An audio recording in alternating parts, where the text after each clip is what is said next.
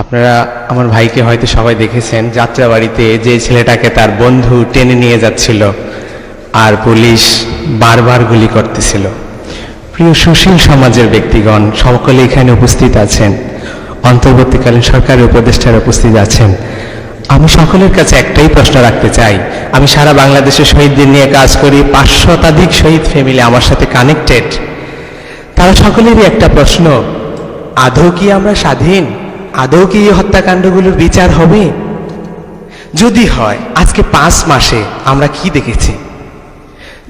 Near about 1000 মানুষ, মায়ের সন্তান মারা গেছে। একটা হত্যাকাণ্ডে যদি একটা পুলিশ জড়িত থাকে তাহলে 1000 পুলিশ গ্রেফতার হওয়ার কথা ছিল। একটা হত্যাকাণ্ডে যদি 2টা পুলিশ জড়িত থাকে 2000 পুলিশ গ্রেফতার হওয়ার কথা ছিল। এই পর্যন্ত কয়টা পুলিশ গ্রেফতার হয়েছে? আপনাদের কাছে আমি প্রশ্ন রেখে গেলাম। তাহলে কি আমি বলবো না আদৌ কি বিচার হবে? ছাত্রলীগের পোলাপাইনগুলো কি করেছে? হলগুলোতে থাকতে দেয়নি আমাদেরকে। মেসে গিয়ে থেকেছি, হলের আমরা ছাদে গিয়ে লুকাইছি, করিডোরে গিয়ে লুকাইছি। ছাত্রলীগের কেন্দ্রীয় কমিটির কয়জনকে গ্রেফতার করেছে? আপনাদের কাছে আমাদের প্রশ্ন, তাহলে এই যে বলে যে বিচার হবে, আমরা সেটার প্রগ্রেস কোথায় দেখতে পাচ্ছি?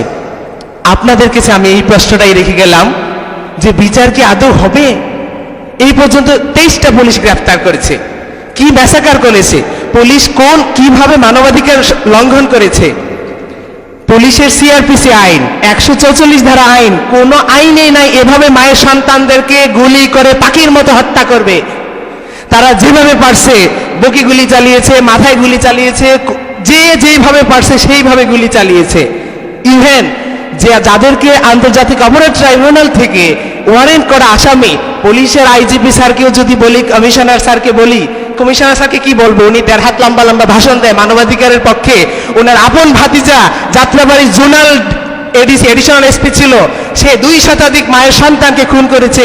আমি তাকে দিয়েছি লোকেশন, যে আপনার ভাতিজা উল্লেখ করিনি, বললাম যে সে ট্রাইব্যুনাল থেকে আসামি, তাকে প্লিজ গ্রেফতার করুন। কি করলো? তাহলে আমরা বিচার কোথায় দেখতেছি? প্লিজ মাননীয় উপদেষ্টারা, সংস্কার কমিশনের যারা উপস্থিত আছেন, আপনাদের কাছে আমাদের একটাই কষ্ট, একটাই দাবি, চোখটা বন্ধ করে সেই মায়ের কথা চিন্তা করেন, যেই মা অন্যের বাড়িতে কাজ করে তার সন্তানকে এত বড় লালন পালন করেছে, দেশের জন্য ছেড়ে দিয়েছে, দেশকে স্বাধীন করার জন্য, ফেসিবাদ মুক্ত করার জন্য।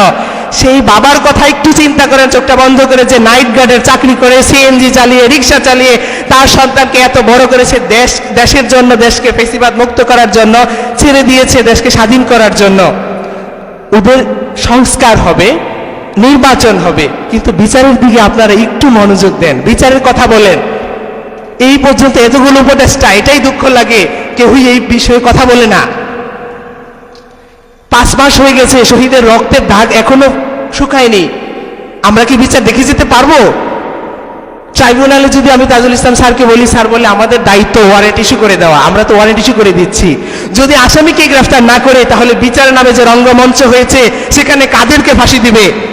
শেখের বেটি হাসিনাকে যদি 1000 বার ফাঁসি দেয়, তাও বাংলার মানুষের মন শান্তি হবে না। কিন্তু তার সাথে তার যে দোসররা ছিল, তাদেরকে কখন ফাঁসি দিবেন?